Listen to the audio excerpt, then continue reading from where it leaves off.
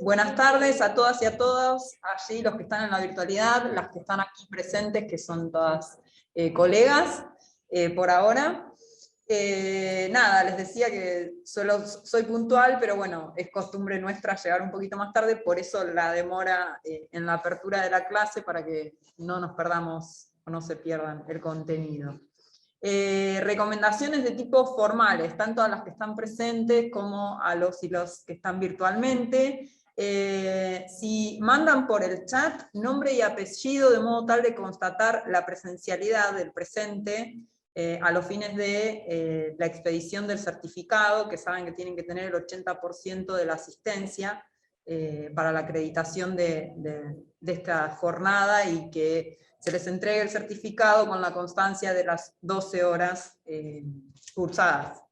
Así que si quieren van poniendo por el chat, después corrigiendo errores. Esta sesión vamos a estar más pendientes del chat, por las que quieran y los que quieran hacer consultas, o levantan la mano o habilitan el teléfono y me interrumpen.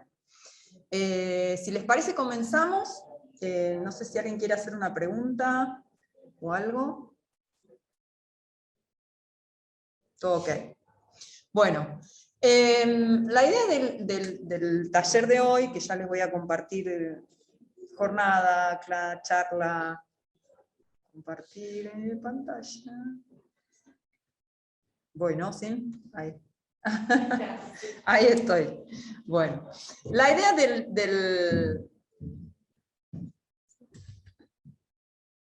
Corro, un segundito, lo técnico. ¿Lo puedo poner más para arriba? Ahí se va pasando. Perfecto, gracias. La idea de hoy, bueno, tiene un hilo conductor y tiene un porqué, digamos, y tiene que ver con el planteo que hacían las docentes en la primer clase, Manuela, Susana y Gabriela, vinculado con la familia, la perspectiva de géneros, y la familia como centro y como forma de organización que tenemos concebida culturalmente, ¿no? Y cómo desandar esos estereotipos a través de esta institución. Pensar en filiación y registración civil es algo de lo cual desde este colegio de la abogacía tratamos de promover, porque vemos en la filiación, en la registración civil, una materia, sí, es una rama del derecho poco explorada, pero sin embargo vemos en ella un problema muchísimo más profundo y un contenido muchísimo más profundo, que es el derecho a la identidad. Y en este punto, digamos, ¿por qué lo pensamos para asesoras, asesores, defensores y defensoras y colegas de la matrícula en común? Porque la problemática que mayor conflictividad tienen y resuelven está vinculada a cuestiones familiares, a cuestiones de familia, y cuando no, igual siempre tienen o necesitan alguna acta o documento que acredite la identidad y la identificación de las personas. Entonces, muchas veces, el desconocimiento de esta rama del derecho y de la particularidad y de la normativa hace que no podamos brindar asesoramiento completo en términos del derecho a la identidad. ¿Se entiende? Ahora lo vamos a ir viendo un poquito. Hola. Lo vamos a ir viendo y vamos a ir... lo vamos a ir desmenuzando. Esto del registro y la práctica de la profesión y de nuestro ejercicio de la abogacía. Nosotros, cuando ejercemos la profesión, ya sea tanto a nivel administrativo como en órganos judiciales, nos encontramos con actas, y las actas nos las piden siempre para la acreditación de los vínculos filiales, para la acreditación en un proceso, en un procedimiento, para probar legitimación, ¿sí? Cómo estamos pidiendo, cómo no estamos pidiendo. Cuando nos llegan los casos a nuestros estudios jurídicos, se sienta una persona y nos comienzo un relato, con esto que he atado también a lo que decían las docentes la clase pasada, en una conflictividad familiar, tenemos que tener empatía, escuchamos, pero después nosotros, como operadores jurídicos, tenemos que, ok, me está diciendo que tiene esta conformación familiar, esta situación familiar, jurídicamente, ¿cómo lo encuadro? Primero tengo que ver esos vínculos, y para ver esos vínculos necesito las actas. Así como cuando nos vienen con un problema de dominio, tenemos que ir a ver el título de propiedad, cuando tenemos cuestiones vinculadas con la familia y problemáticas familiares, indefectiblemente tenemos que saber hacer un análisis de título.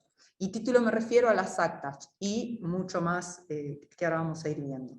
Entonces ahí tenemos todas las series, tanto en procedimiento administrativo, que toca y es colindante con todo nuestro ejercicio profesional, ¿no? Todas estas instituciones, ¿sí?, del Estado, en las cuales se nos es requerido seguramente algún tipo de estos documentos. En los procesos judiciales los tenemos ahí, por supuesto, y seguro que se me está escapando muchísimos más, pero es solo a modo ejemplificativo, y ustedes, además, en el ejercicio profesional lo tienen muchísimo más claro. ¿Qué es esto de la identificación civil y por qué es importante la identificación civil? Porque es una actividad del Estado a través de la cual se seleccionan una serie de atributos propios y distintivos, como dice muy bien ahí la placa, que lo que hacen es, permiten individualizar a la persona, ¿sí?, de un modo inequívoco, unívoco, diferenciable, y además le garantiza el ejercicio de todos sus derechos. Y esto lo verán ustedes porque por lo menos de mi experiencia, lo que más nos llega a consulta acá al Colegio de la Abogacía son temáticas vinculadas con inscripciones tardías y la problemática específica de estas personas en situación absoluta de vulnerabilidad.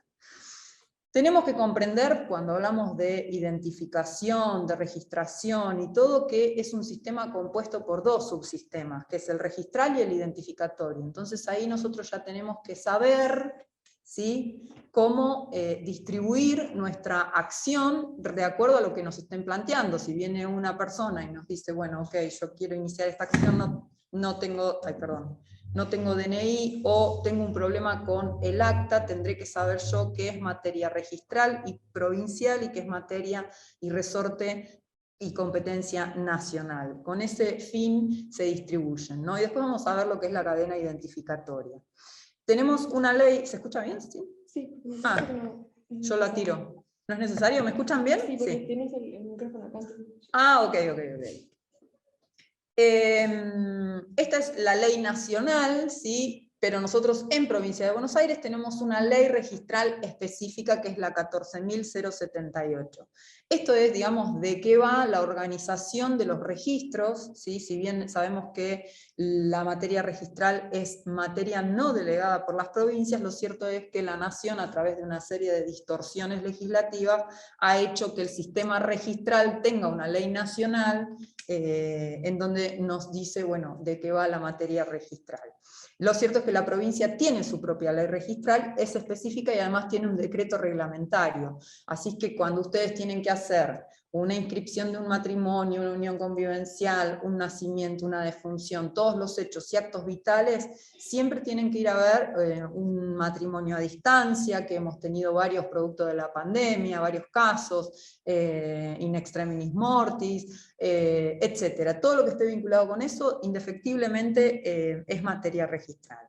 Es una institución, obviamente, a quien el Estado le delega esta función, ¿sí?, vinculado con el estado civil de las personas, ¿sí?, este concepto que vemos en Derecho Civil 1, también nos da cuenta, ¿sí?, de ¿sabes qué? Voy a correr esto sin... sí. Ahí. Sí, porque si no me parece que se les tapa... Ahí. Le encomienda la documentación del estado civil de las personas, se sustenta obviamente en estas normas que habíamos visto, y donde se amalgaman obviamente normas de procedimiento administrativo, pero también todo lo que tiene que ver con el Código Fondal, que es el Código Civil y Comercial de la Nación.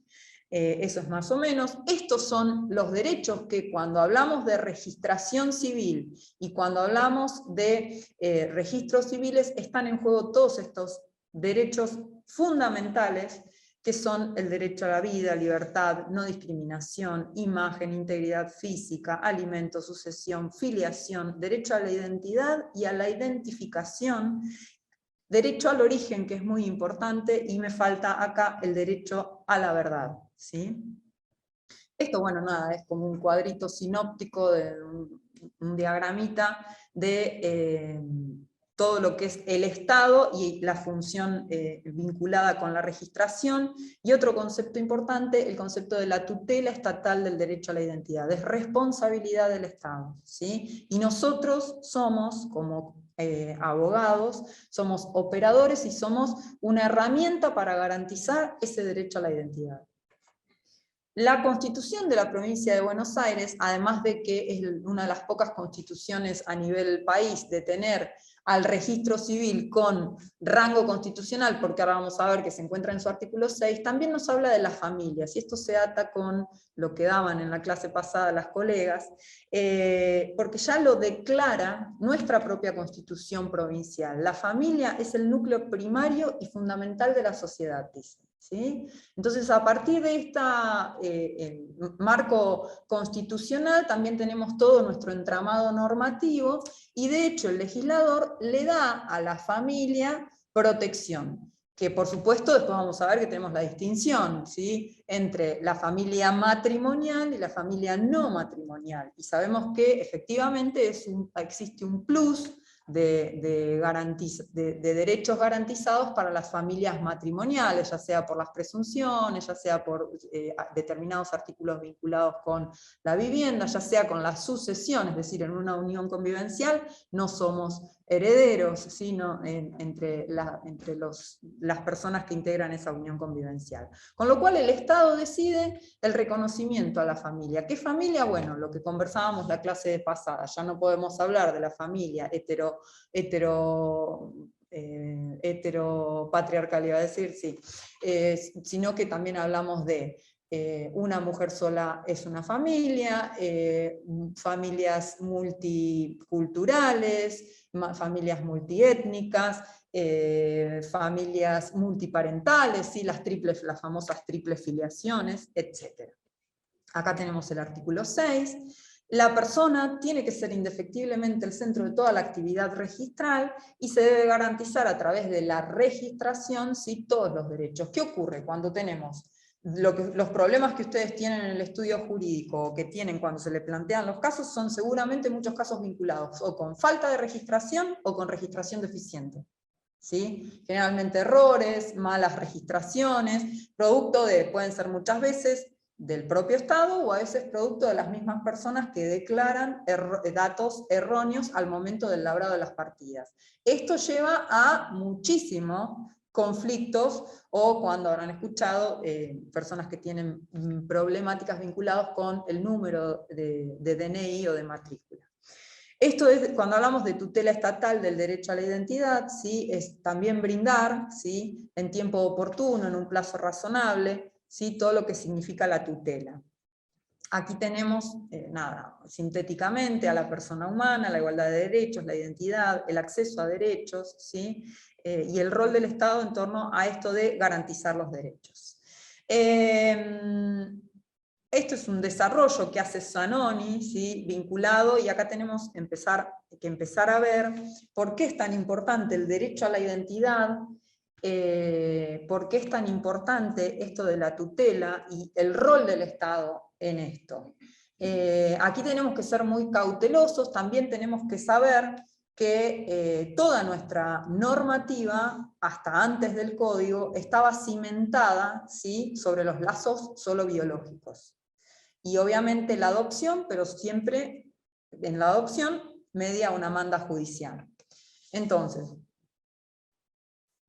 nosotros luego de la reforma del código, obviamente aparecen lo que son las técnicas de reproducción humana asistida, que nos generan este vínculo volitivo, más una serie de cuestiones. Ahora tenemos las TIC, que son las técnicas de inseminación casera, que también están generando a través de la voluntad procreacional reconocida judicialmente, están generando también vínculos filiales, ¿sí? Entonces, nosotros teníamos esta idea de conformación familiar y de vínculos filiales generados solo a través del dato biológico, que es un dato de la identidad estático, y tenemos que tener el concepto de la identidad que está conformada también por todo lo que son los datos dinámicos, que son, por ejemplo, lo vemos claramente en la ley de identidad de género, ¿sí? En donde las personas pueden hacer uso de su derecho a la identidad de género autopercibida y cambiar ya sea el sexo o el prenombre.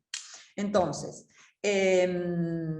esto tiene que ver también con todo nuestro entramado normativo, con el rol que ejercen las instituciones, y en este reconocimiento a un determinado tipo de conformación familiar. En este momento estamos, ya les digo, desandando todo este camino de la biologicidad, ¿sí? Y de sustentar los lazos filiatorios solo en la biología, y estamos atravesando todo esto de la identidad dinámica de las personas. Pero ojo, que esto de la identidad dinámica, hola, buenas tardes, no significa ni inseguridad jurídica, ¿sí? Ni violación del derecho a la verdad, del derecho a conocer el origen, ¿sí? Que es tan importante que nosotros, producto de nuestra historia y de todo el proceso de memoria, verdad y justicia, tenemos, gracias iba a decir a Dios, pero no es a Dios, sino al trabajo de madres y abuelas, tenemos este reconocimiento de lo que significa la memoria y la búsqueda de la verdad, ¿sí? Que es tan importante. Pero también tenemos la problemática de muchas personas que actualmente, producto de esta cultura patriarcal y de las construcciones familiares y de los vínculos filiales y de lo biológico, muchas problemáticas y personas con problemas de identidad, que dicen, yo, caso típico, mi madre en su ley, yo tengo 50, 70, 60 años, no soy nacida precisamente en la época más trágica de nuestro país, en los años 75, 76, 78, y sin embargo, supónganse, mi madre en su lecho de muerte o un familiar me dijo que yo no era hijo de quién era. Entonces, ¿qué hace esa persona? Lo primero que hace es ir a ver su acta de nacimiento, y su acta de nacimiento en apariencia es un documento, un instrumento público absolutamente válido. Pero ahí tenemos un conflicto con la identidad de esa persona, que empieza una búsqueda desesperada para conocer su origen. ¿Sí? ¿Se entiende esta problemática en torno a todo lo que es la tradicional concepción de la familia, de los lazos biológicos, los tabúes que hemos tenido, ¿sí? No estoy hablando de ahora, estoy hablando de tiempos remotos, pero son personas que nosotros nos encontramos en la actualidad con una conflictividad vinculadas con el derecho a la identidad, y que estamos llamados a poder ayudarlas y resolverlo. ¿Cómo? Bueno, conociendo y teniendo conciencia de esta dimensión sociológica, ¿sí? Toda la historia política y social de nuestro país y de nuestra provincia, pero también jurídica, que esa es la pata que nosotros damos.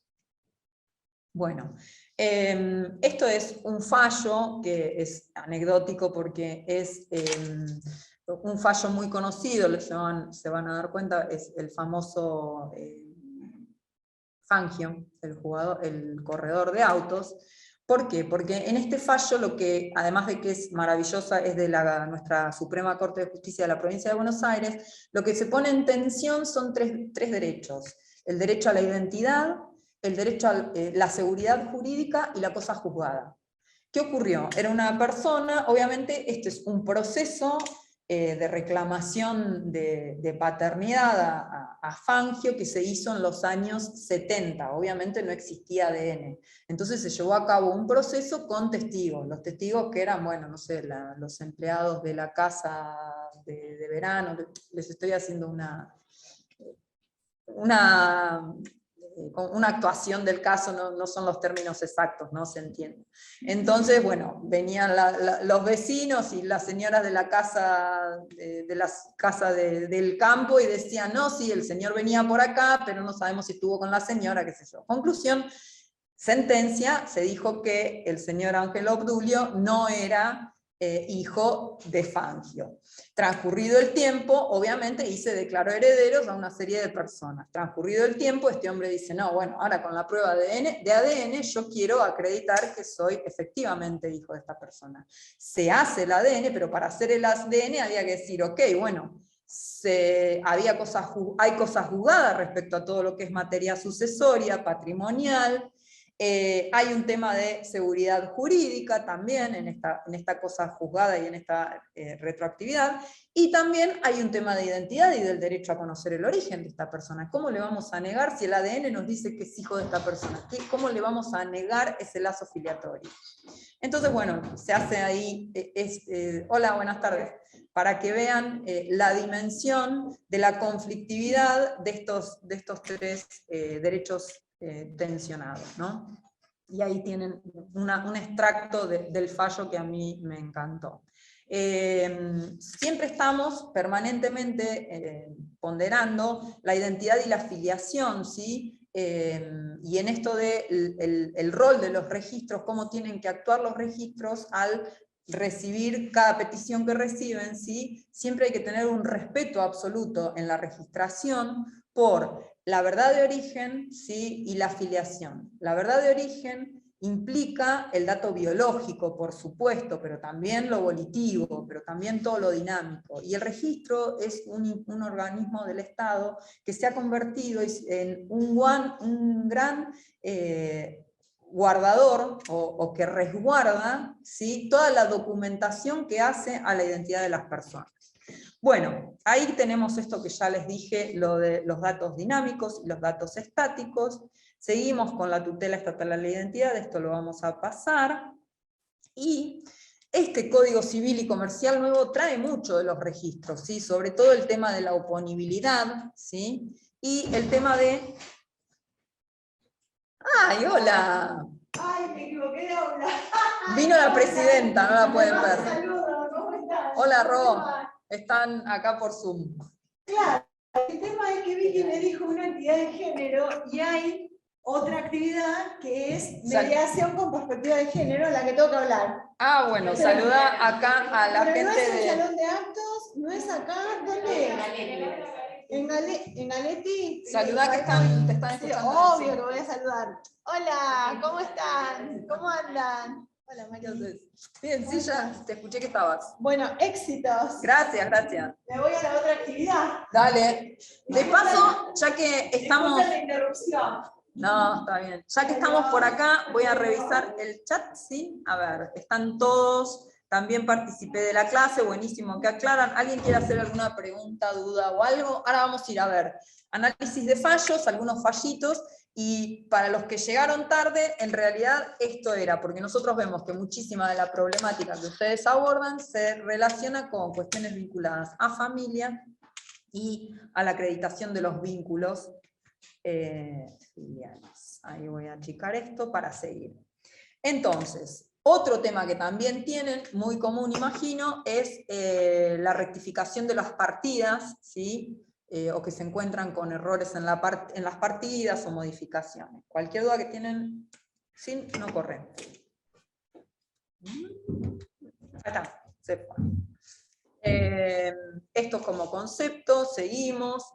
El registro civil en un punto es ordenador, también si vemos atado con la clase que dieron las profesoras la clase pasada, esto de la familia, así como decimos que la medicina y el derecho han sido las disciplinas más patriarcales y las que nos han puesto un corset en materia de patriarcado, las instituciones también. Y el registro civil ha sido una institución absolutamente patriarcal en donde patriarcal, heterosexual y, digamos, solo porque desapareció la separación entre la Iglesia y el Estado, pero sin embargo el matrimonio sigue siendo, de hecho cuando teníamos los hijos legítimos e ilegítimos, digamos, todo esto era posible a través también de la registración. Si ustedes leyeran las actas de hace muchos años, y las descripciones son para hacer un estudio sociológico vinculado con el patriarcado absoluto, porque dicen, le dio a luz la señora que se dedicaba a los quehaceres domésticos, esposa de todos los detalles, y después de los niños las descripciones físicas, de un niño de tez morena, son muy graciosas las partidas antiguas, para dar cuenta de toda nuestra historia, digamos, nuestra historia. Bueno, vamos a seguir. Estos son los... Ahora ustedes saben que tenemos registro civil electrónico, ¿sí? Pero antes teníamos libros.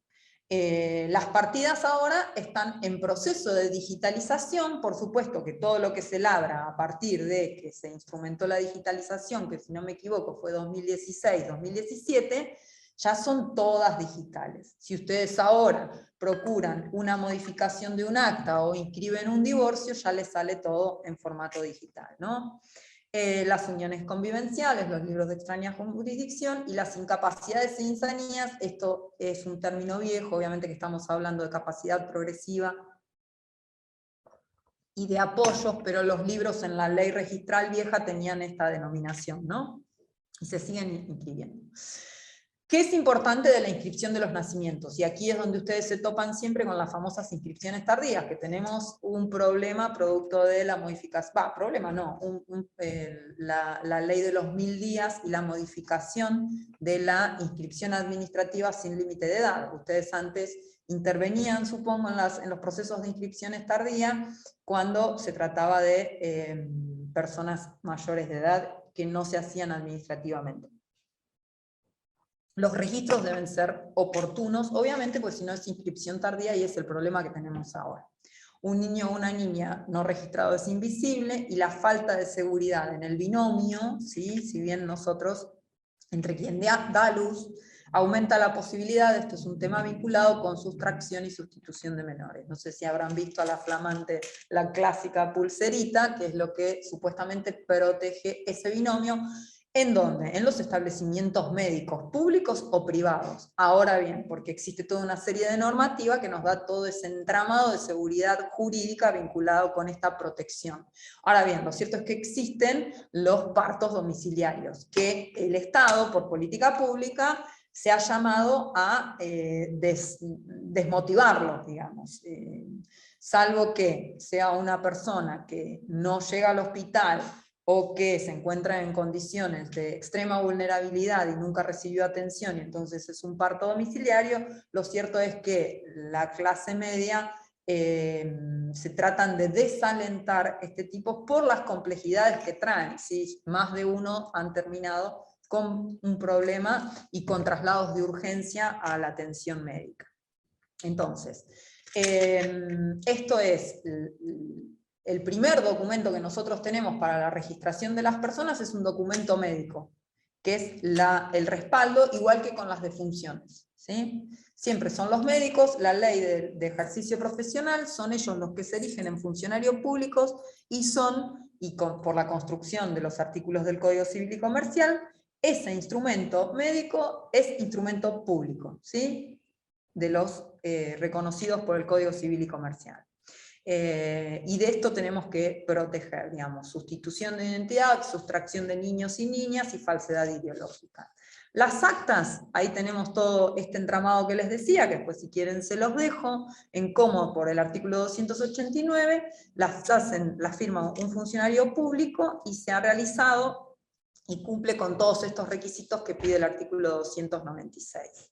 Estos son los viejos libros de parto. Cada institución tiene su metodología y su libro de parto. Además de tener la constatación, tenemos también los libros de parto, que son como las historias clínicas, y más la historia clínica de la madre, ¿no? Pero también están los famosos libros de partos. Estos libros de parto son un problema, sobre todo en las instituciones privadas, a veces, que son sociedades anónimas o SRL, cierran, y los libros esos no se ponen a resguardo.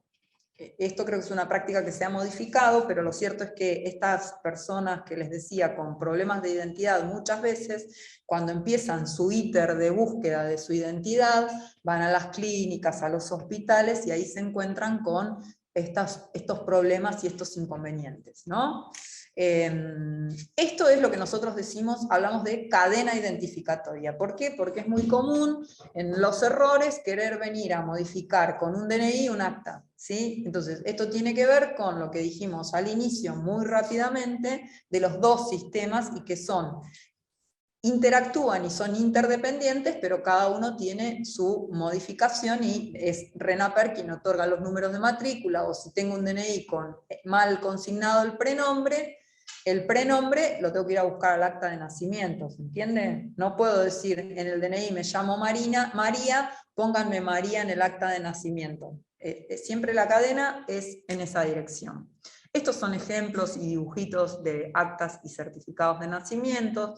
Esto yo lo pongo porque son instrumentos muy viejos que ustedes se pueden encontrar en un caso que les llegue, ¿sí? A ustedes no les va a llegar nunca el caso perfecto, les llega todo desarmado y les debe llegar documentación de todo tipo. Esto es una constatación de parto de las más viejas, y con las que tienen menos medidas de seguridad, porque las actuales tienen filigrana como los billetes, tienen la huella del dígito pulgar de la madre, del plantar del bebé, o de la persona que nació, es decir, que el Estado ha perfeccionado, fíjense que esto es de la clase 81 y esto es una constatación del año 1999.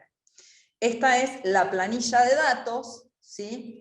La planilla de datos no es instrumento público, sino que es una declaración jurada. Y entonces esto es importante saber la distinción, porque aquí asientan datos los particulares, y si asientan datos falsos, son pasibles de los delitos de insertar datos falsos en un instrumento público. ¿Por qué lo digo esto? Porque es muy importante. A ver, ¿preguntan algo? No, se están presentando. ¿Por qué lo digo esto? Porque es muy importante en términos de, por ejemplo, los reconocimientos. Cuando alguien habrán tenido más de un caso, los reconocimientos paternos, en donde dicen, bueno, te reconozco porque así le doy el apellido. Y la gente en nuestra cultura, ¿sí? Es muy común. Ahora creo que hay un poco más de conciencia, pero les diría que hace unos años atrás era muy común dar el apellido por una cuestión de afecto, familiaridad. Y eso está violentando el derecho a la verdad y al origen de las personas. Y eso es asentar un dato falso en un instrumento público, ¿sí? Igual, perdón, sí, por supuesto. La opción de llevar el apellido, ¿no? También, digo, más allá del reconocimiento, Sí. hoy pueden decir, listo, reconozco vos sos mi padre, pero yo tu apellido no lo quiero cortar. Bueno, claro, exactamente. ¿Cómo es tu nombre? Ángela. Ángela, está buenísimo tu nombre, tu ejemplo para distinguir lo que es registración de lo que es filiación, y lo que es inmutabilidad del nombre, que lo vamos a ver en un poquito, pero tu ejemplo sirve para avanzar así más prácticamente y no hacerlo tan teórico. Sí, primero, digamos, la persona que reconoce es un acto, sabemos que es voluntario e incondicionado, con lo cual no le tengo que pedir permiso a la persona que voy a reconocer. Ahora, la persona reconocida tiene su derecho a la identidad, tiene su centro de vida, tiene su vida realizada, y podrá requerir, según si es mayor o menor, digamos, hay que analizar cada caso, se podrá resolver administrativamente se resuelve en instancia de la inscripción del reconocimiento. Al momento de reconocer, ahora se notifica, ¿sí?, a la madre, a quien dio a luz, en este caso, y también, si fuera mayor de edad, debiera notificársele a esa persona. En esa instancia es donde se elige la conformación del apellido, porque esas personas no tuvieron la oportunidad de elegir la conformación del apellido si hubiesen estado los dos padres en el mismo momento. ¿Se entiende? Ahí se puede elegir, pero se elige el orden y la conformación. Si esto no ocurre, Después sí se puede ir por vía judicial, porque ya hay inmutabilidad del nombre, se puede ir por vía judicial y solicitar o supresión o, sí, supresión del apellido, que es lo que más se solicita. Ahora tenemos un fallo. Bueno, yo hago siempre el lío, ahí va. Esta es una también que ya va teniendo mayores medidas de seguridad. Ahí tienen la planilla de datos. Y esta es la última, que la última lo que hace es cortar el circuito de la inscripción de nacimiento. ¿Qué ocurría? Antes los establecimientos médicos entregaban a las personas, a los padres, las constataciones de parto. Se iban a su casa y pasaban 1000 cosas y quizás nunca inscribían a esa persona. Ahora el Estado no entrega más eso, entrega solo un troquel y le dice, si esta persona no viene en 40 días a inscribir este nacimiento, nosotros inscribimos de oficio y notificamos. Entonces se cortó el circuito de se supone que no van a tener más inscripciones tardías, no vamos a tener más inscripciones tardías a partir de que se corta este circuito, ¿sí? Como fíjense, con una política pública y con una acción de invertir esto, se corta la posibilidad de que la persona quede sin inscribir. Estas son actas viejas, estas son notas marginales ahí en un acta vieja que seguramente se encontrarán, digamos, una cosa es cuerpo del acta y lo que está hacia la derecha es nota marginal, ¿sí? Estos son pedidos, actas digitales que ya las habrán visto. Sepan, les traigo solo a título de ejemplo, el sistema de ingreso de trámites online para la inscripción de nacimientos, que se puede hacer todo online, y cualquier dificultad o un caso que sea atípico para... No pasa nada. O un caso que sea atípico para la inscripción que se complejice, se lo llama a la toma presencial del trámite. Pero si estuviera todo perfecto y tenemos todos los datos y no hay ningún problema, se puede comenzar y es maravilloso porque después llega la partida por mail. Esto como dato. Ahí, gracias. Bueno, nada, esto no lo vamos a ver, lo seguimos. Acá estamos, modificación y o rectificación de las inscripciones, ¿sí? El principio es que yo no puedo modificar un instrumento público, digamos, eso es lo que aprendemos en la facultad, que solo se modifican por redarguición de falsedad. Sin embargo, la norma registral dice, ok, pero cuando yo compruebo la existencia de errores u omisiones que me surgen evidente del cotejo con otros instrumentos públicos, yo puedo rectificar en sede administrativa, ¿sí? Entonces, eso es lo que se hace administrativamente y también judicialmente en algunos casos. Antes teníamos la vieja ley del nombre, no sé si se acuerdan, antes de que se modificara el registro, que había una norma expresa que decía que en el marco de una sucesión yo podía generar un proceso de modificación de actas, ¿sí? Ahora esa norma no está y ha quedado en vacío, y la verdad es que los juzgados tienen distintos criterios. Algunos rectifican, mandan la orden, ya que están, digamos, con toda la documentación ahí, ordenan la modificación de las actas, y otros le dicen a las personas, vaya a la administración, promueva la rectificación de la partida y luego venga esta sucesión, ¿sí? No sé si les ha pasado o tuvieron casos así. Sí, a mí me sucedió. Sí. ¿Y qué te...? No, sí, eso último, ir a la administración. Te mandaron a la administración. Y lo resolvieron, la verdad, que rápido. Yo me imaginaba, acá ya me veo en un proceso eterno. Sí, no, está todo muy digitalizado. Tenemos expediente digital, entonces, nada, se supone que es inicio del trámite, que esté toda la documentación probatoria, lo que se expide en las áreas técnicas, dictamen del órgano asesor, acto administrativo, que es un acto administrativo, una disposición, y después se ordena modificar el acta. Se sube al Redip y te tiene que llegar. Bueno, genial, me alegro. Derecho a la identidad, ¿sí? El viejo Código Civil regulaba el vínculo filial. Con el cambio aparece, obviamente, tenemos vínculo filial por adopción, vínculo filial biológico y el vínculo volitivo, digamos que es por las TRHA. Y ahora les estoy adelantando esto de las TICs, que ya habrán visto varios fallos, doctrina, y ya hay casos planteados administrativamente que están en instancia de resolución.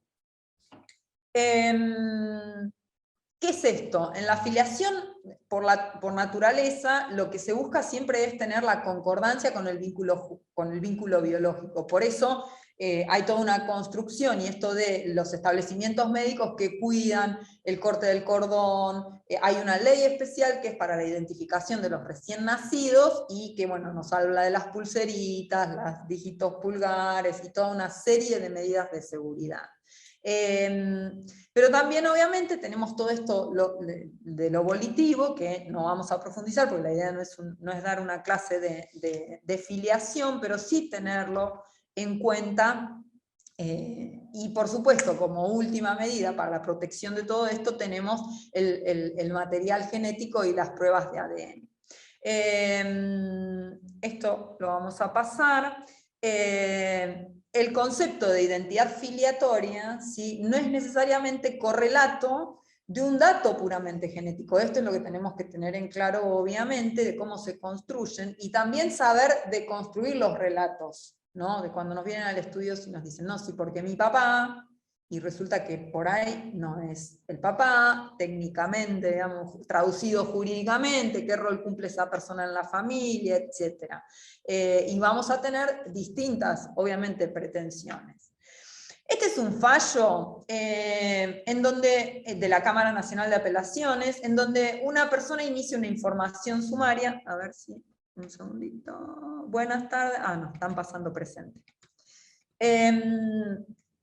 ¿Qué es lo que? Esto era una rectificación administrativa en el año 2019, se inicia porque fue apelado, ¿no? ¿Por qué? Porque en primera instancia denegaron esta rectificación, porque las personas usualmente lo que quieren hacer es modificar generalmente son para trámites de ciudadanía, ¿sí? Entonces quieren modificar solo una rama familiar y no la otra rama familiar. Y, digamos, el criterio es ahora lo vamos a ir viendo, se agravia, digamos, esta persona que apela se agravia, dice de abajo, porque se han rectificado apellidos que no fueron solicitados. Y ello le genera perjuicios, no solo al apelante, sino también a terceros que no son partes. Claro, porque yo estoy modificando toda una rama familiar. Ahora, lo cierto es que en términos del principio de exactitud registral, que es uno de los principios, no hay concordancia entre la realidad y los documentos que yo tengo. Entonces el Estado tiene que velar por esa concordancia. Claro, se le arma una conflictividad en términos de todos los documentos que derivan de ellos, sean registrables o no registrables, títulos de educación, etc. Entonces, el fiscal le expresan en esta, ¿sí?, que lo expuesto concuerda con la finalidad perseguida en el caso, puesto que la peticionante en un escrito solicita la rectificación de partidas a fin de tramitar la ciudadanía italiana, ¿sí? Entonces, lo que dice, es decir, de rectificar parcialmente una rama familiar y no la otra, teniendo toda la prueba a la vista, o sea, nosotros cuando modificamos una partida, armamos todo un árbol familiar, y que es un árbol, digamos, genealógico. No puede quedar librado al particular. ¿Por qué? Porque en todo lo que es identidad y registración no hay un interés privado, ¿sí? Hay un interés social y colectivo. Entonces, no puede tampoco modificar, caprichosamente yo decir esto sí lo quiero modificar y esto no lo quiero modificar, ¿se entiende? Ese es el concepto. Lo que pasa es que la gente viene muy desesperada por la obtención de la ciudadanía y se obnubila con ese objetivo, y en realidad no está viendo que detrás hay un problema de identidad muy grande y de lazos filiatorios. Entonces, aquí sigue el fallo. Lo que se persigue en autos es la necesidad de obtener la ciudadanía italiana, ya lo dijimos, deberá la recurrente adecuar la petición en los términos indicados. Es decir, le dan dos opciones a la persona que apela y dice, corríjanme solo esta, le dicen que no, por esta serie de consideraciones que yo les decía, y además le dicen, bueno, usted opte, o modifica la petición y rectificamos todo, o le dan la opción de, perdón, se me fue, ahí. O le dan la opción de hacer una información sumaria de acreditación de identidad, en donde el juez declara que fulano y mengano, con dos nombres, son la misma e idéntica persona, ¿sí? Una declaración de identidad a los fines de no hacer una modificación registral que le traiga un perjuicio mayor, siempre y cuando estemos hablando de lo mismo. Este es aquí otro caso. Este es un caso en donde hablamos de una defunción fetal, que es un poco más complejo y más delicado. Las defunciones fetales son aquellas defunciones y que al no salir con vida del vientre materno no es considerada persona, ¿no? Esto de acuerdo a Código Fundal. Sin embargo, el registro tiene una serie de un artículo en donde la registración de las defunciones fetales es posible cuando se cumple una serie de requisitos vinculados con el peso, ¿sí?, del feto específicamente. Entonces,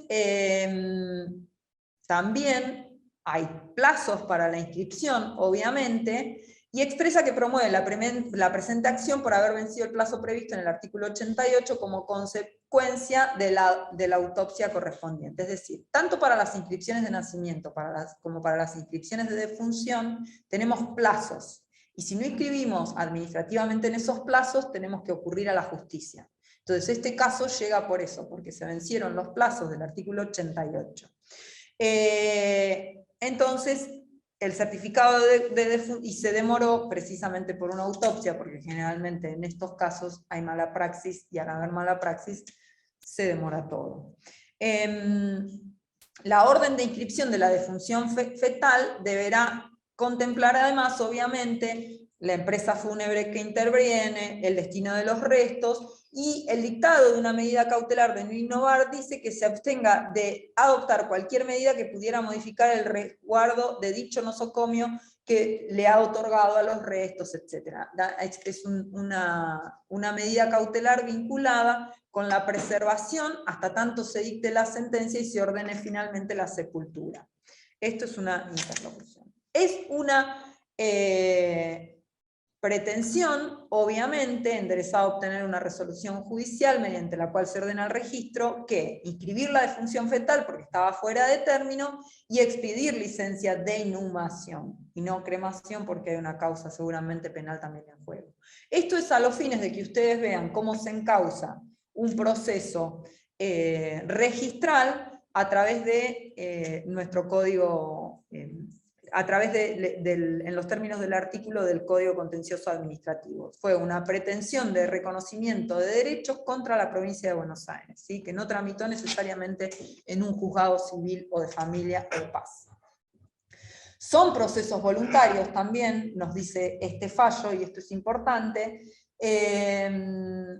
los que se vinculan con las normativas para órdenes judiciales de inscripciones de estados de las personas, como para tener en claro. Al respecto, la Corte Suprema ha señalado que es un proceso voluntario, que no hay partes en sentido estricto, sino peticionarios, y que la sentencia dictada no es contra o frente a nadie, pues es la realización de un solo interés. Además, el pronunciamiento del juicio voluntario es eminentemente constitutivo de un estado jurídico nuevo, mientras que la sentencia en el contencioso tiende a la acabada concretización de relaciones jurídicas existentes. Esto, digamos, lo traje a modo de ejemplo como para que ustedes vean el encuadre cuando ustedes tengan que accionar o peticionar frente a una posible conflictividad registral. Esto es, esperen que miro el chat, a ver si, buenas tardes, nos siguen pasando presente. Ninguna pregunta, ¿no? No. Ahí está. Bueno, esto lo vamos a pasar. Es toda la normativa, nombre de las personas, y ahí está el caso que vos decías. El artículo 64, ¿cómo es esto? Digamos, el hijo matrimonial llevará el primer apellido de alguno de los cónyuges, y ahí tenemos ya una distinción con los hijos matrimoniales, obviamente. No sé si han tenido que hacer trámites o gestionar, que vos dijiste, las modificaciones El principio rige la inmutabilidad, ¿sí?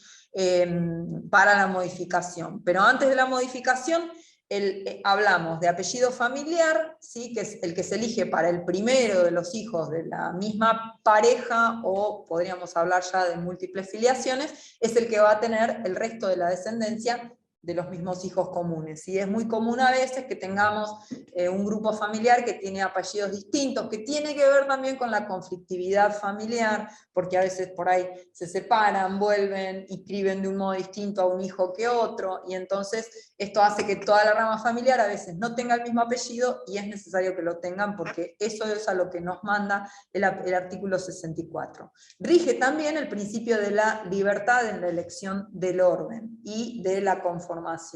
Ahora, hay muchos casos en donde eligen las mujeres, y esto es la lucha contra el patriarcado, que se elige solo el apellido materno, o que se elige primero el materno y después el paterno, ¿sí? Y también tenemos casos administrativos de anteposición de apellido materno, es decir, no se pueden hacer administrativamente supresiones, porque eso es inmutabilidad, pero sí se pueden hacer modificaciones. Y dentro de esas modificaciones se encuentra la modificación del orden, es decir, aquellos que tienen primero el paterno y después el materno, poner primero el materno, o adicionar, ¿sí? A veces lo que más teníamos era adición de apellido materno cuando solo se permitía el paterno, ¿no? Bueno, esto es lo que nos trae el nuevo código. Este es un típico caso de una supresión de apellido paterno en los términos del 69 y 70, y esto que habrán escuchado más de una vez en los casos que ustedes tratan, ¿sí? Un menor de edad que dice que su padre no tiene contacto, que no tiene relación. Esto obviamente sube en escalada de conflictividad cuando hay violencia intrafamiliar, ¿no? Que tenemos abusos, etc. Ahora, por ejemplo, teníamos un caso de lo tengo que ver mañana, pero es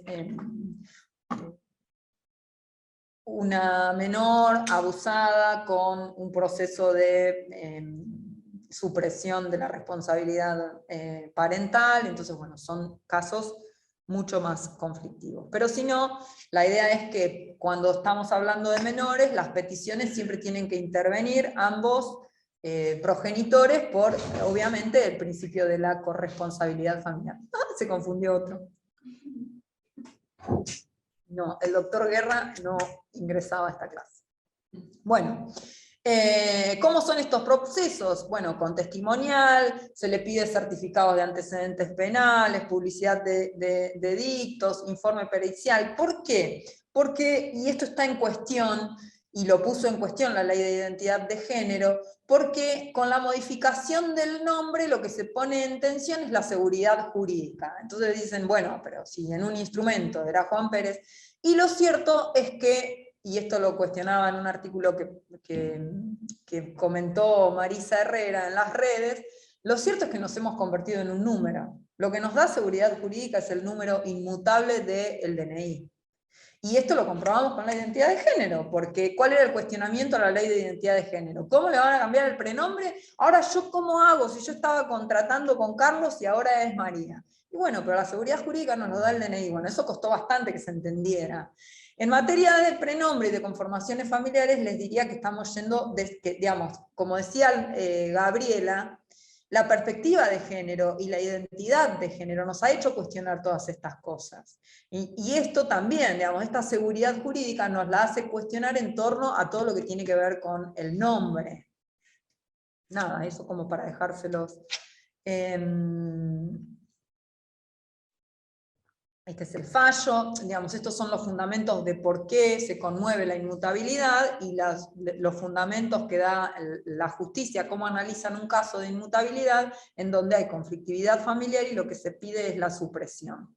Surge que la señora tiene un emplazamiento filial y que el señor se constituye como padre al momento de su inscripción. Acá hace el análisis del título del juez y finalmente dice que se encuentra suficientemente acreditado el justo motivo. Esto es lo que requiere el Código Civil para operar la modificación. Sale la sentencia y con esa sentencia se libra oficio, llega al registro y el registro modifica el acta, ¿sí? Ahí tenemos. Después teníamos por aquí el Instituto del Reconocimiento, que ya lo vimos, lo vamos a seguir.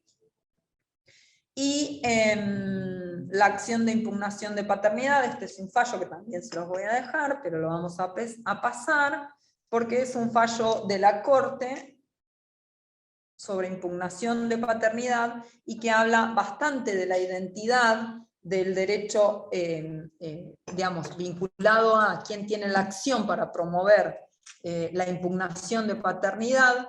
Trata en profundidad del tema de la identidad y de la identidad dinámica específicamente. Así que por eso lo cité, pero lo pasamos.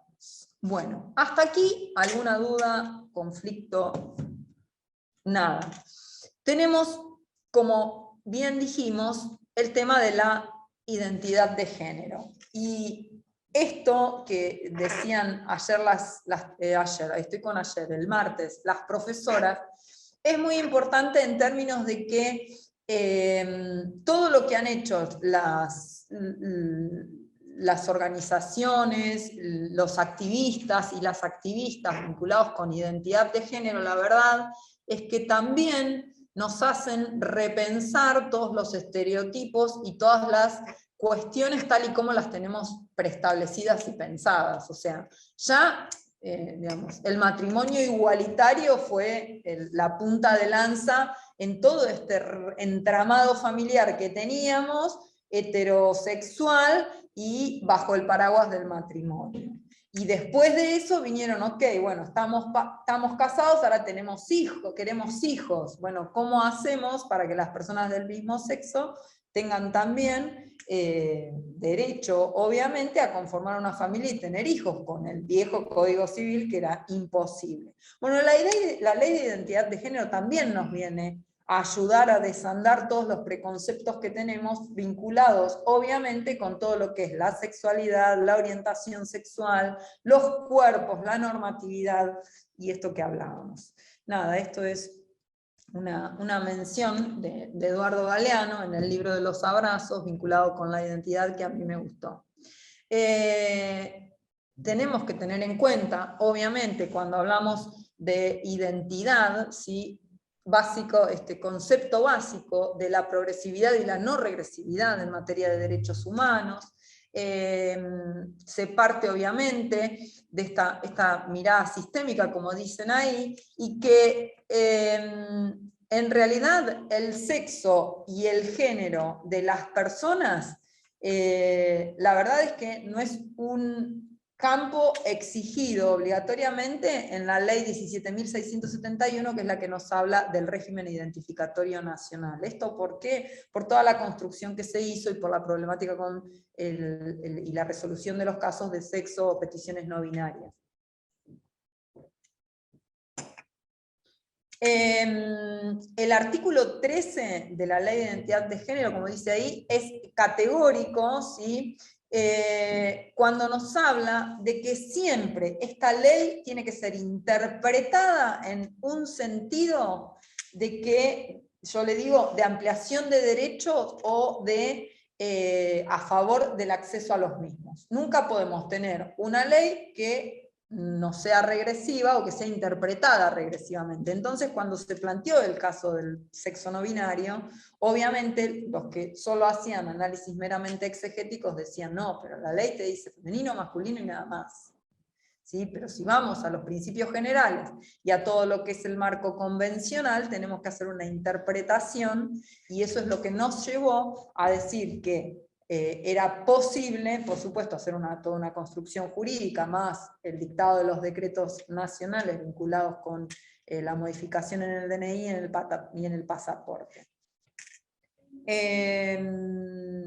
Nada, esto es lo que dice la ley, que no obliga a consignar el sexo y el género.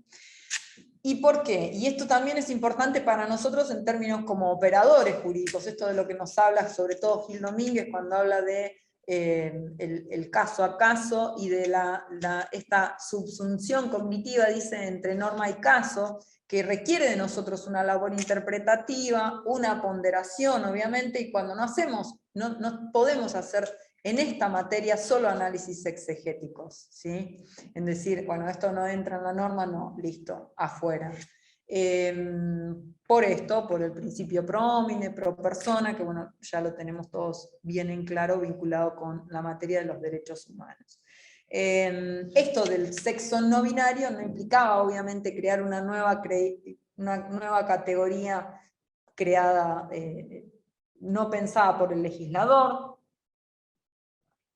Y bueno, esto es una serie de consideraciones vinculadas con esto de la identidad, considerado como derecho público constitucionalizado y subjetivo, que es una condición, obviamente le corresponde a la administración ejercer una discrecionalidad subjetivada, decimos, es decir, tiene que ser protectoria, pero no tiene que ser regresiva en materia de reconocimientos de derechos, ¿sí?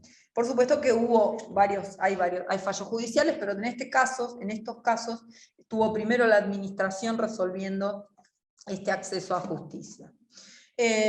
Aquí seguimos, ya, digamos, para aquellos que se dedican, cuando nosotros tenemos una norma inconstitucional, ¿qué hacemos? Generalmente no la aplicamos, pero sin embargo, lo que podemos hacer es, muchos no solo no la aplican, sino que no la reinterpretan. Nosotros como operadores jurídicos siempre tenemos que tener en claro estos conceptos. Vamos a seguir con el análisis de la ley, y los antecedentes de lo que fue la ley de identidad de género en realidad tiene que ver con toda una lucha, ¿sí?, de activistas y de organizaciones, específicamente el CHA, ¿sí?, que es la comunidad homosexual argentina, que fue una de las principales, esperen que miro el chat, buenas tardes, del Juzgado de Paz de Lobos, buenas tardes Rosario. Tenemos los primeros fallos vinculados con cómo es la historia de la identidad de género, y se los hago a modo de cuentito como para no aburrirlos. Por supuesto, siempre se judicializaban, entonces eso es uno de los principios que viene a recoger la ley de identidad de género, que sea administrativa y que no sea judicial. Entonces, se judicializaba, y además de judicializarse, se patologizaba, como dijeron las profesoras en la clase anterior, es decir, se sometía a la persona que decía yo quiero cambiar mi identidad de género a una serie de procedimientos y de peritajes médicos, psiquiátricos, físicos, digamos, clínicos, psicológicos, etcétera, hasta que la persona dijera y comprobaran ellos que efectivamente no quería tener el sexo que tenía, y entonces ahí el juez dictaba sentencia y decía, ok, que se modifique el acta. Después tuvimos los ítems en donde ya no se patologizaba, pero sí se judicializaba, y entonces la persona también se tenía que someter a ir a la justicia a decirle, bueno, lo que nos trae la ley de identidad de género y todos estos antecedentes de lucha, digamos, que tenemos ahí, que yo se los dejo mencionados, pero los pasamos rápido. Después tenemos, bueno, el caso de Florencia de la B, que fue el más famoso porque obtuvo su primer DNI, obviamente, y distintos proyectos legislativos que los pasamos. Lo que hace esta ley es precisamente evitar la judicialización y que sea solo administrativamente. Entonces, los principios que nos traen es la ley de identidad de género, es el reconocimiento del derecho a la identidad, al libre desarrollo personal, al trato digno y a no sufrir discriminación en razón de la identidad de género. Esto es lo que significa en términos de, ustedes saben que los principios de Yogyakarta son el antecedente a nivel internacional del surgimiento de la ley de identidad de género, que dicho sea de paso, Argentina es de punta, digamos, es uno de los primeros estados y una de las leyes más completas. Y más completas, ¿por qué? Primero por cómo garantiza el derecho a la identidad, pero además también porque se lo garantiza a los menores, ¿sí? Y no es menor porque la problemática para nosotros, problemática por todo el íter que tienen que atravesar, digo, pero las infancias trans también son un grupo en situación de vulnerabilidad, y esta ley los viene a proteger, ¿sí? Todos los relatos de los adultos refieren a que sus problemas, en tanto no reconocimiento de su identidad, comenzaron en la infancia. Entonces, infancias sanas significa tener una ley que las y los protege. Bien, el trato digno, ¿sí? Esta ley es gracioso porque habla de nombre de pila, ¿sí? El nombre de pila bautismal. Tenemos esos resabios de nuestra cultura que nos hablan del nombre de pila. Bueno, la ley es anterior al Código Civil y Comercial, entonces también tiene la problemática de cómo se categorizan a los menores, ¿sí? No tiene la categorización de menores y adolescentes, ¿sí? No distingue, entonces tenemos que reinterpretarlo a la ley de la capacidad progresiva y las categorías que establece el código, sobre todo cuando estamos tramitando peticiones de menores, ¿sí? Saber si son adolescentes o si son menores, el tipo de representación que tienen que traer, que ustedes saben que los trámites de los menores es con los padres y con abogado del niño, abogado o abogada, ¿sí? La ley, como no distingue, el requisito del abogado del niño es de 0 a 18, ¿sí? Y respecto a la representación de los padres, los adolescentes pueden por sí, sin los padres, pero sí con el abogado del niño. La figura del abogado del niño es irreemplazable. Entonces, esto es el trato digno. No sé si tuvieron casos, acompañaron o tuvieron. No.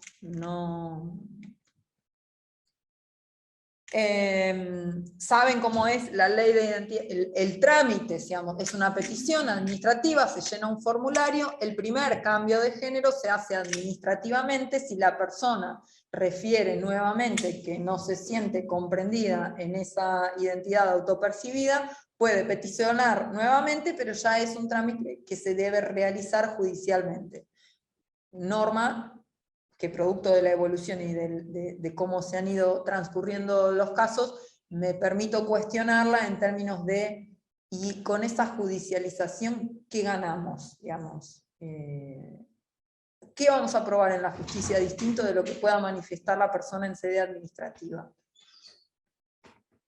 No sé, me lo cuestiono y me lo pregunto, digo, si el principio general es la no judicialización, bueno, el legislador quiso poner un límite y decir, digo, ¿por qué digo esto? Porque la identidad no es un juego, más allá de que los medios de comunicación tratan en forma vulgar y con desconocimiento absoluta de toda la problemática y dicen, no, se cambió la identidad de género y el sexo para cobrar la pensión.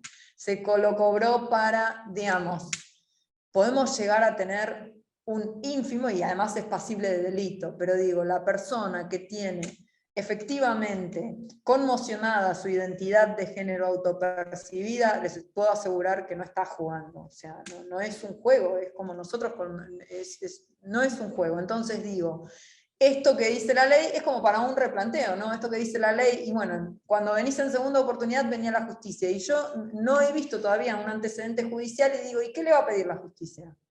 ¿Lo va a hacer pasar por peritajes psicológicos y para que explique por qué pidió femenino y ahora pide masculino y ahora quiere no binario? Y digo, no sé, lo dejo como cuestionamiento.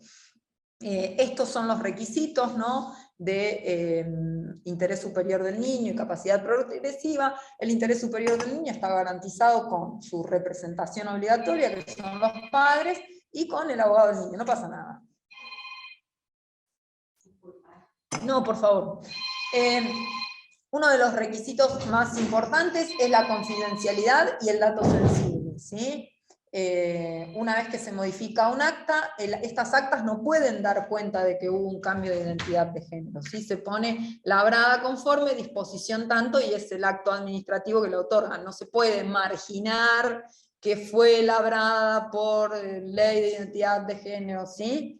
Entonces, ustedes, cuando se encuentren, ¿cómo se dan cuenta si alguien se operó o no un cambio de identidad de género? Y generalmente tienen que saber leer, y que en el acta dice labrada por disposición, y generalmente dice, ustedes saben que las actas tienen una fecha de labrado y una fecha del hecho. Entonces tenemos que el día 10 de enero del año 2002, se inscribe el nacimiento de Mariano Manso, que nació en el año, el 6 de agosto de 1975. Eso es un acta que ya está modificada, porque supuestamente las actas se labran en el mismo, a los 40 días de haber nacido una persona. Entonces, cuando ya vemos que la fecha de labrado es actual y refiere a una persona, o es una inscripción tardía, o es un acta en donde operó modificación seguramente por filiación. ¿Y por qué tipo de filiación? Bueno, puede ser una adopción, porque en las actas en donde hay adopción tampoco puede surgir el tipo de vínculo filial, ¿sí? Eso lo dice el Código Civil, que de las actas no tienen que surgir a modo de que no operen como dato discriminatorio, porque es un dato sensible. Lo mismo ocurre con la identidad de género. ¿Cómo nos damos cuenta? Y bueno, con la leyenda que dice, labrada por disposición tanto y estas diferencias. Puede o no puede ser, pero ustedes indaguen, ¿sí? No existe la realización de cirugías, como les dije hasta aquí. La gratuidad del trámite es importantísimo también, es gratuito. ¿Y por qué? Bueno, por el concepto de que es población en situación de vulnerabilidad. Cuando hablamos de violencias, hablamos de un grupo violentado y vulnerabilizado, ¿sí? Que es toda la comunidad trans y todo lo que, todo lo que tiene que ver con el LGBTIQ. Entonces, la gratuidad es uno de los elementos que hace al acceso a la justicia de esta población, ¿no? Asegurar que no altere la titularidad del derecho, si esto es la seguridad jurídica que nos trae, y eso se da con la inmutabilidad del número de documento. El número de documento no cambia nunca, entonces si a ustedes no les coincide el prenombre, es porque hubo un cambio de identidad, y el DNI es el mismo, ¿sí? No puede pasar como pasaba con nuestros, yo digo con mis padres, ustedes que son más jóvenes será con sus abuelos, que existía el mismo número de libreta de enrolamiento que de libreta cívica. Ahora nosotros tenemos todos una continuidad a partir de mis hijas, por ejemplo, ya tienen los 51 millones y seguimos.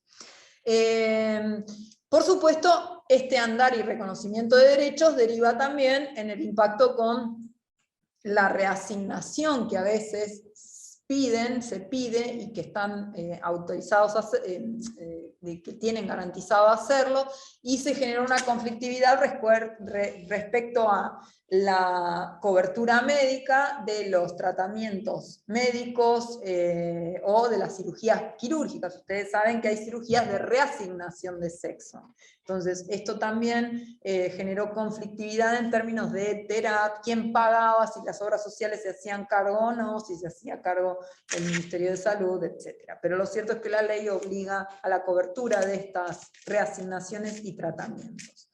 El mismo artículo, hoy cuando hablábamos de inmutabilidad del nombre, el mismo Código Civil dice las excepciones a esa inmutabilidad, y específicamente identidad de género es una excepción al principio de inmutabilidad, ¿sí?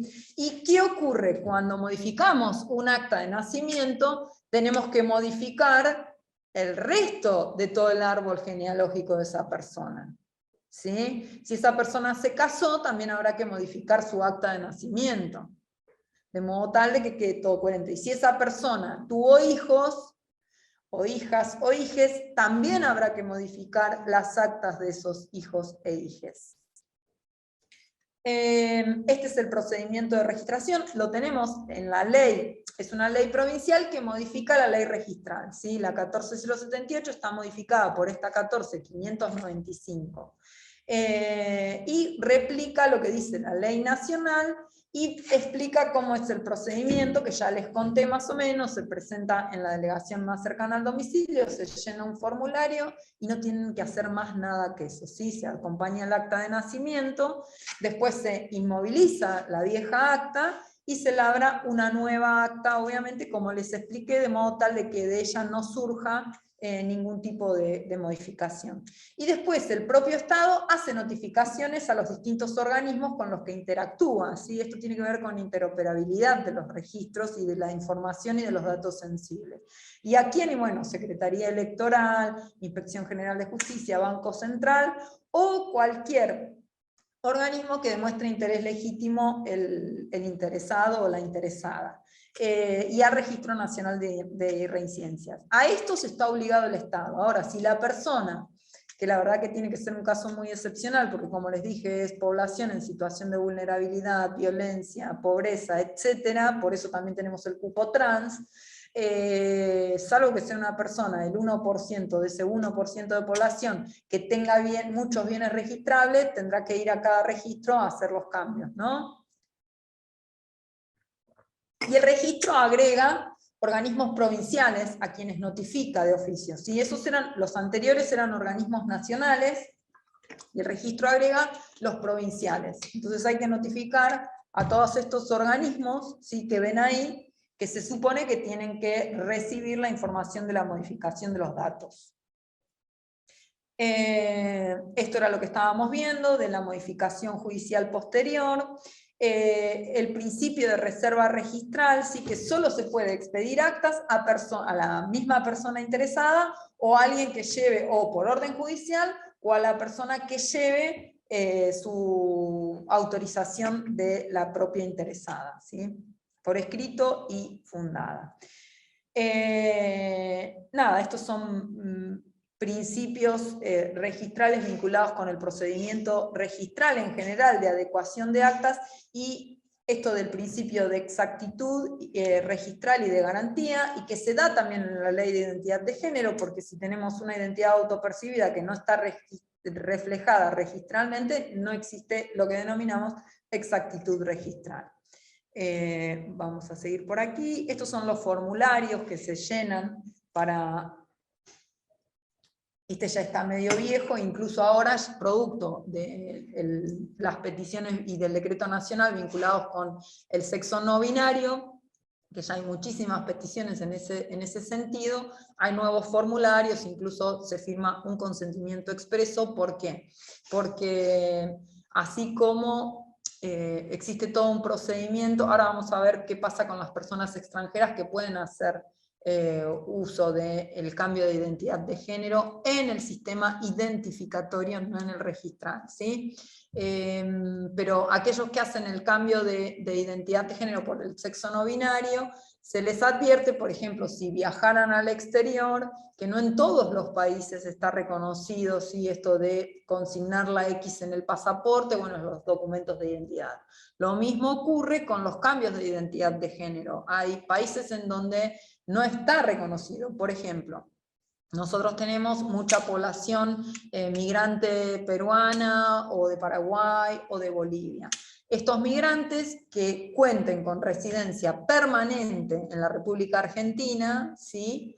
Pueden realizar el cambio de identidad de género en su documento nacional de identidad argentino, en carácter de migrante con residencia permanente. Las residencias transitorias no, ¿sí? Todo esto es por un decreto nacional que reglamenta la ley de identidad de género. Entonces, estas personas, la otra vez recibí una consulta de una colega que tenía precisamente una persona migrante que quería modificar. Nosotros no, esa persona nació en Perú, entonces nosotros no podemos aplicar nuestra ley de identidad de género a un acta labrada en Perú, ¿sí? Porque es un documento foráneo y porque a lo sumo podrá hacerse una acción judicial y una exhortación vía Cancillería y el giro de la sentencia a Perú. Ahora, cuando llegue a Perú, el derecho interno de Perú no reconoce la identidad de género.